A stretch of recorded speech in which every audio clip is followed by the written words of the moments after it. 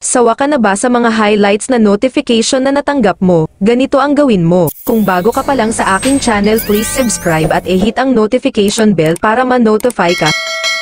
Ang una natin gawin ay buksan natin yung Facebook natin.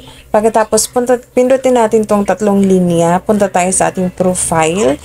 Pag ganito na yung nakikita mo, pindutin mo lang tong settings sa pinakataas. Ito. Ayan. Pag mabuksan mo na yan, pindutin mo tong notifications. Pwede kang mag-scroll down at pindutin mo tong notification. Ayan. So, pag nabuksan mo na yung notification settings, pindutin mo tong tags. At pagkatapos nyan, scroll down ka ulit, pindutin mo itong batch mentions. Ito yung i-off mo para pag may mag-mention sa'yo o may mag-highlight sa mga post nila, hindi ka na mami-mention. So, i-off mo ito.